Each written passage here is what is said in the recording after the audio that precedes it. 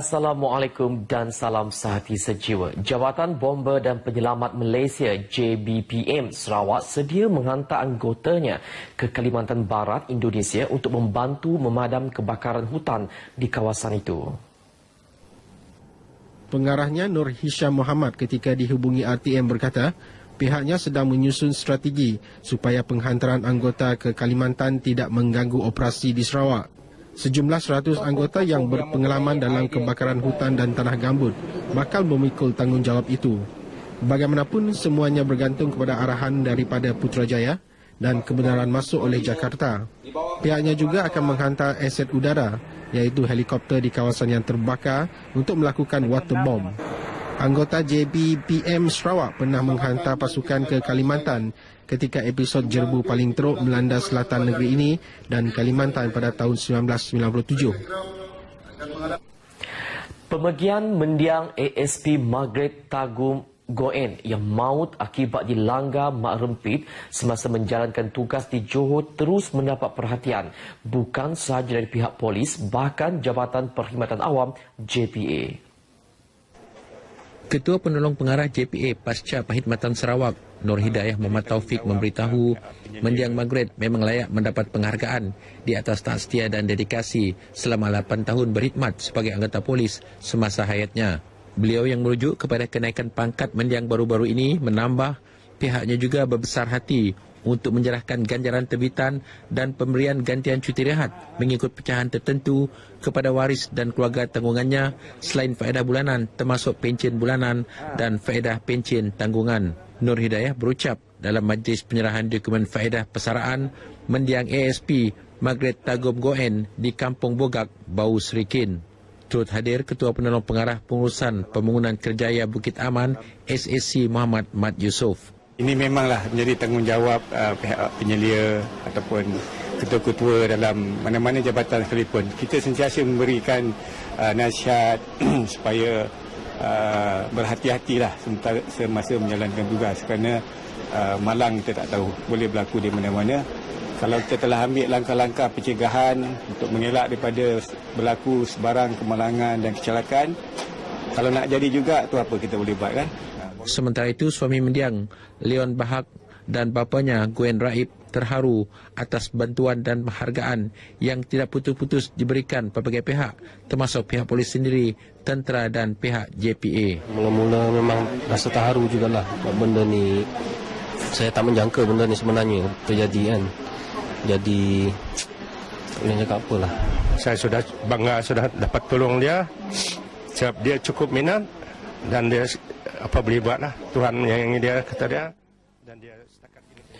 Pengetahuan pengurusan keuangan amat penting bagi meningkatkan kesedaran orang ramai untuk menabung, persediaan untuk menghadapi perbelanjaan tidak diduga dan sebagai bantuan keuangan di waktu persaraan. Menteri di Jabatan Perdana Menteri Hajah Nancy Shukri berkata, Agensi Kaunseling dan Pengurusan Kredit AKPK berperanan membantu rakyat merancang kewangan dengan baik, mentadbir urus harta serta memastikan rakyat tidak terjerumus dengan masalah kewangan sehingga menjadi muflis. Jelasnya AKPK komited memberi khidmat membantu orang ramai dalam menguruskan kewangan dengan bijak dan sistematik, termasuk memberi nasihat dalam menangani bebanan hutang dengan percuma. Haji Nancy memberitahu demikian pada Forum Perundangan Masyarakat Pendidikan Kewangan Bijak di Lawas. Tambahnya sejak penubuhannya sehingga Ogos tahun ini, lebih 364,248 individu mendapat khidmat nasihat dan kaunseling kredit AKPK untuk mengurus kewangan mereka. Dari jumlah tersebut, katanya, 136,733 individu yang menghadapi masalah membayar balik hutang telah dibantu melalui program pengurusan kredit. Lebih 200 peserta terdiri daripada ketua kaum dan masyarakat serta ahli parti hadir pada forum tersebut. Turut hadir Ahli Parlimen Lawas, Dato' Henry Sub Agong dan Ahli Parlimen Limbang Haji Hasbi Habibullah. Tamak, cepat percaya dengan orang yang tidak dikenali dan malas. Itu 3 kelemahan utama masyarakat kita yang mengakibatkan mereka mudah ditipu dan ini membimbangkan Jabatan Siasatan Jenayah Komersial JSJK Sarawak. Berdasarkan statistik dari bulan Januari hingga 31 Ogos lalu, 5 jenis penipuan utama dilaporkan meningkat sehingga membabitkan kerugian jutaan ringgit.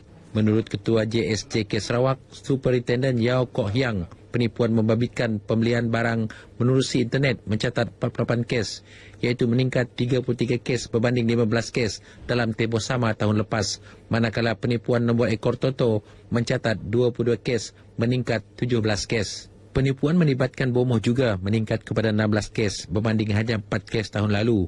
African scam atau penipuan cinta mencatat 24 kes meningkat 8 kes dan penipuan pelaburan mencatat 8 kes meningkat 7 kes. Superintendent Yao berkata demikian dalam sidang media di pejabatnya di Kuching. Katanya jumlah kerugian terbesar adalah penipuan melibatkan bomoh iaitu sekitar 1.051 juta ringgit, diikuti African scam RM930,000, kebajikan RM203,000, nombor ekototo RM156,000 dan pembelian barangan menerusi internet RM136,000. Pihaknya juga turut menyiasat 36 kes pecah amanah melibatkan wang berjumlah kira-kira 12 juta ringgit termasuk melibatkan penjawat awam. Usaha menjejaki seorang lelaki warga emas yang hilang di hutan tanah NCR di Sungai Sepajit Ulu Anap Tatau pada 2 September lalu yang memasuki hari yang ke-17 hari ini masih diteruskan. Mangsa kasih anak rambur 67 tahun dari rumah jemaat Nanggas Setusur Tatau pada hari kejadian dikatakan melakukan tinjauan ke tanah NCR milik keluarganya di kawasan tersebut bersama 6 lagi ahli keluarganya yang lain. Setiba di lokasi terakhir, Kasih dikatakan oleh keluarganya telah berpatah balik ke kawasan bukit kira-kira pukul 10 pagi. Anak mangsa Dol anak Kasih yang ditemui pemberita berharap agar ayahnya selamat ditemui. Operasi mencari dan menyelamat diketuai sendiri oleh Ketua Polis Daerah Tatau, DSP Dennis Anak Bunyam. Pencarian kini memasuki fasa kedua apabila melibatkan pihak Batalion ke-12, Pasukan Gerakan Am PGA Miri serta bomba dan penyelamat Tatau. Dan laporan resmi polis telah dibuat di Balai Polis Tatau pada 5 bulan dan melibatkan semua agensi seperti bomba dan pihak polis telah menjalankan operasi sehingga kan hari ini dan pada hari ini dengan bantuan daripada pasukan Gerakan Am Batalion 12 daripada Miri seramai 15 orang membantu dalam operasi mencari dan menyelamat di kawasan hutan Sungai Pejayat Ulu Anap Tatau ini. Lokasi kejadian tersebut ialah kira-kira 3 jam perjalanan dari Tatau menaiki kenderaan pacuan 4 roda manakala jaraknya dari rumah panjang mangsa iaitu 4 km.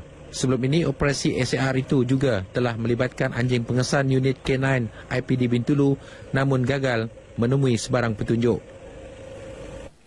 Seterusnya kita beralih ke segmen agenda untuk hari ini.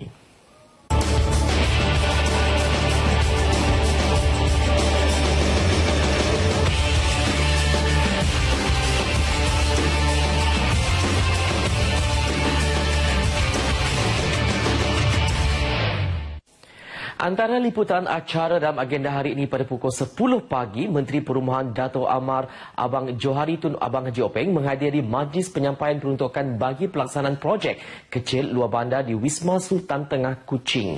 Manakala pada pukul 10.30 pagi, Ketua Pemuda Barisan Nasional Sarawak, Datuk Seri Fadilah Yusof mengadakan sidang media di Ibu Pejabat PBB Jalan Bakor Kuching. Dan akhir sekali pada pukul 11 pagi ini, pengurusi Lembaga Pengelola Lembaga Koko Malaysia LKM Datuk Dr. Markus Makin Mojiko hadir majlis perasmian promosi tanaman koko di penempatan semula Nangga Tada Kanawit Sibu. Baiklah, demikian antara liputan acara dalam agenda hari ini. Berita seterusnya kembali ke Angkasa Puri bersama Dilaila.